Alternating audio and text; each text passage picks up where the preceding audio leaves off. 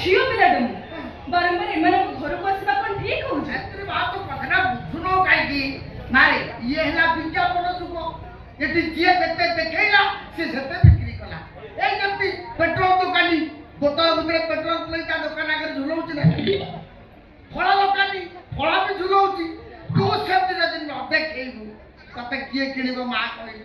ମଉସା ଏଠି ଫଳ କାହିଁ? ଏଇ ତପ ତୋ ସାମ୍ନାରେ। ମଉସା ତମେ ସେମିତି କୁହନି, ମୁଁ ବଡ ହେଇଗଲିଣି, ମୋ ଦେହ ତ ସବୁ କଣ ହେଇଯାଉଛି। ଏ ତପ ତୋ ଝିଅଟା ଏମିତି କୋଉଥିରେ ତିଆରି ହେଇଛି?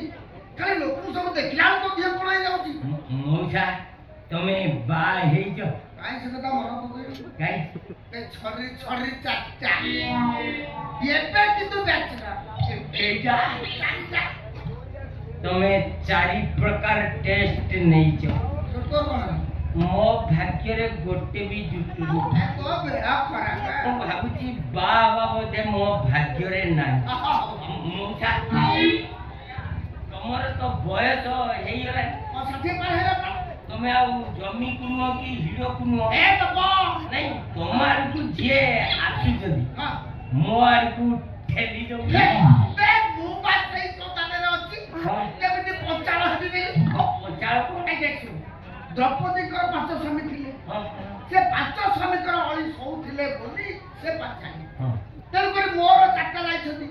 5 ନମ୍ବର ସ୍ତ୍ରୀ ଆସିଗଲେ ମୁଁ ପଚାଳ ହେଇଯିବି।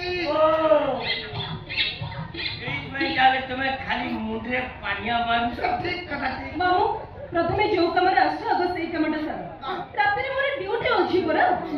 ଦିନରେ ରେଷ୍ଟ ନେଲେ ସିନା ରାତିରେ ଡ୍ୟୁଟି କରିବି। ଆପଣ ରାତିରେ ଡ୍ୟୁଟି କରନ୍ତି? କୋଉଠି କରନ୍ତି? ମେଡିକାଲ। କି ଡ୍ୟୁଟି କରନ୍ତି? ଏ ଲଗାଲେ ବି ଡ୍ୟୁଟି ମୁଁ ବଡ଼ ହେଇଗଲିଣି, ମୋ ଦେହ ତ କଣ ହେଇଯାଉଛି। ଆଇ ନର୍ସ ମାନେ ପୁଣି ମୋ ଭାଣିଜୀକୁ ଜଏନ୍ କରୁଛି। ସାଲାଇନ ଦିଏ, ଇଞ୍ଜେକ୍ସନ ଦିଏ, ବ୍ୟାଣ୍ଡେଜ ବି କରେ। ବ୍ୟାଣ୍ଡେଜ ବି କରନ୍ତି? ସେଇ କଥାଟା ମତେ କହୁନ, ମୁଁ ତ ମନେ ମନେ ଖୋଜୁଛି। କାଇଁ ତୋର କଣ ବ୍ୟାଣ୍ଡେଜ ଫ୍ୟାଣ୍ଡେଜ କରିବାର ଅଛି କି? କହୁନୁ ପ୍ରାଇଭେଟ ହିସାବରେ ମୋ ଭାଣିଜୀ ତମ ଘରେ କାମ କରିଦେଇ ଆସିବ। ମୋ ଘରେ ଯାଇକି ଦବ? କହିଲେ ଯିବି। ସେମିତି କୁହନି, ମୋ ଦେହ ତ ସବୁ କଣ ହେଇଯାଉଛି। ଏ ସତରେ ମୋର ଏ ଭାଗ୍ୟ ହବ ତମେ ମୋର ସେବା କରିବ? ରୋଗୀ ରୋଗୀ ରୋଗୀ ସେବା। ହାତ ଛାଡ। ହାତ କହୁଛି। ସବୁଦିନ ପାଇଁ ହାତ ଧରିବାକୁ ଚାହେଁ। କଣ? ପ୍ଲିଜ ଗୋଟେ ଖଣ୍ଡେ କିସ୍ ଦିଅ। କିସ୍ ପୁଣି ତମ? ଏଇଟା କେବେ ସ୍ୱପ୍ନରେ ଭାବିନି। ତମକୁ ଦେଖିଲା ପରେ ମୁଁ ଖାଲି ସ୍ୱପ୍ନରେ କିସ୍ ନୁହେଁ, ଅନେକ ଆଗକୁ ଆଗେଇ ଯାଇଛି। ସେ କି ଅନୁଭବ! ଆସ ଆସ, ପ୍ୟାସା ଦିଲକୁ ମୋର ବୁଝେଇ ଦିଅ। ଆସ, ଆରେ ଆସ।